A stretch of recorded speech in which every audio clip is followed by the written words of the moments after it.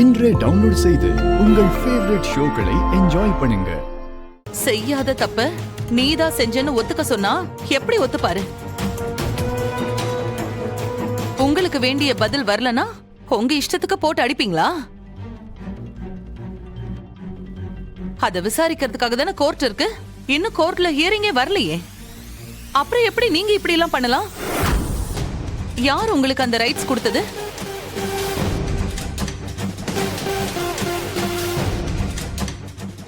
உங்களை இப்படி விசாரிக்க சொல்லி ஆர்டர் போட்ட அந்த மேல் அதிகாரி யாரு? அத முதல்ல சொல்லுங்க. இப்பவே நான் யார்கிட்ட பேசணுமோ அவங்க கிட்ட பேசிக்கிறேன். என்ன முழிக்கிறீங்க? உங்களுக்கு ஆர்டர் வந்ததுக்கு அப்புறம் தானே விசாரிச்சீங்க. அப்ப சொல்லுங்க. இப்ப நீங்க சொல்ல போறீங்களா இல்ல நான் ஐஜிக்கு கால் பண்ணவா? மேடம், அதெல்லாம் வேணாம் மேடம். யாரும் எனக்கு ஆர்டர்லாம் போடல மேடம். நானே தான் செல்ஃபா விசாரிச்சேன்.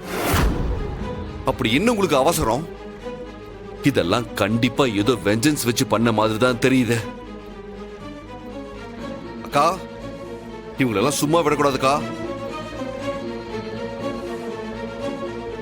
விடு சிவா, இவரு வெறும் அம்புதான். ஆனா இந்த வேலையை பண்ணது வேற ஒருத்தன். என்ன பாக்குறீங்க? உங்களை இப்படி பண்ண சொன்னது யாருன்னு எனக்கு நல்லாவே தெரியும். என்ன போன் பண்ணி என் சித்தப்பாவை இப்படி அடிக்க சொல்லி மிரட்டினாங்களா? அடிக்க மட்டும்தான் சொன்னாங்களா இல்ல? மேடம், இல்ல மேடம். அது அத பண்ண பிரச்சனை பெருசாகும். நான் உங்களை சும்மா விட மாட்டேன்னு நல்லாவே தெரியும். அதனாலதான் நீங்க அப்படி பண்ணல.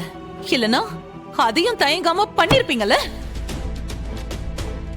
நீங்க யாருக்கு பயந்து இப்படி செஞ்சீங்களோ அவங்க கிட்ட சொல்லி வைங்க.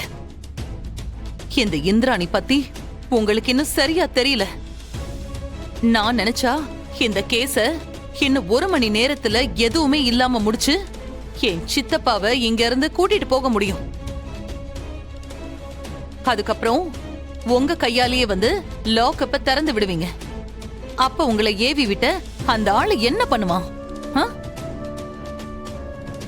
ஆனா நான் ஒன்னும் உங்களை மாதிரி என்னோட இன்ஃப்ளூயன்ஸ தப்பா யூஸ் பண்றவ கிடையாது.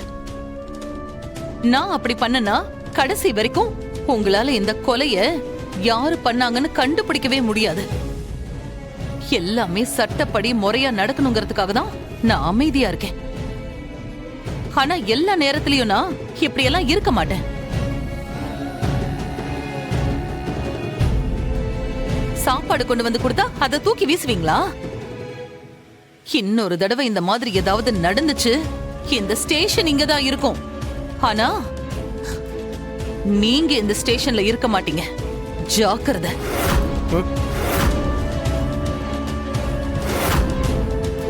மேடம், அது